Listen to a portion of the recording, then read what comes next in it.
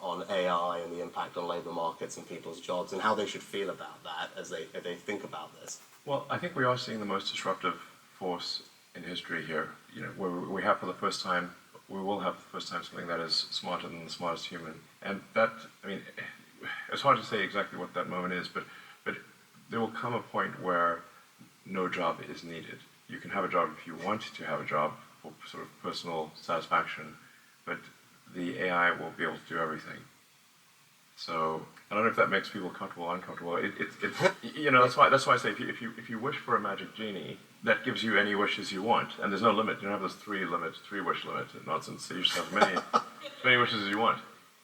So it's both good and bad. One of the challenges in the future will be, how do we find meaning in life? If you have a magic genie that can do everything you want, I do think it's hard. When there's new technology, it tends to usually follow an S curve. In this case, we're going to be on the exponential portion of the S curve for a long time, and we have to ask for anything. And it won't be, we won't have universal basic income. We'll have universal high income. So in some sense, it'll be somewhat of a leveler or an equalizer, because really, I think everyone will have access to this magic genie, and you'll be able to ask any question. It'll certainly be good for education. It'll be the best tutor you could, and the most patient tutor. Sit there all day, and there will be no shortage of goods and services. We'll be an age of abundance. I think I'd recommend people read in banks. The banks' culture books are probably the best envisioning. In fact, not probably. They're definitely by far the best envisioning of an AI future. There's nothing even close. So I'd really recommend banks, and I'm a very big fan. All his books are good.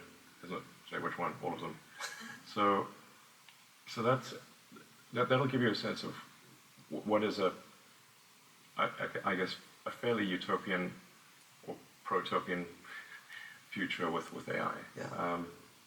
Which is good from as you said, it's a universal high income, which is a nice phrase, and it's good from a kind of materialistic sense. Age of abundance, actually, that it kind of then leads to the question that you posed, right? I'm someone who believes work gives you meaning. Right? I think a lot about that as I think work is a good thing. It gives people purpose in their lives, and if you then remove a large chunk of that, what does that mean? And where do you get that? Yeah. Where do you get that drive, that motivation, that purpose? I mean, you were talking about it. You work a lot of hours. I do. As I was mentioning when we were talking earlier, I have to somewhat engage in deliberate suspension of disbelief, because I'm putting so much blood, sweat, and tears into a work project and burning the 3 a.m. oil.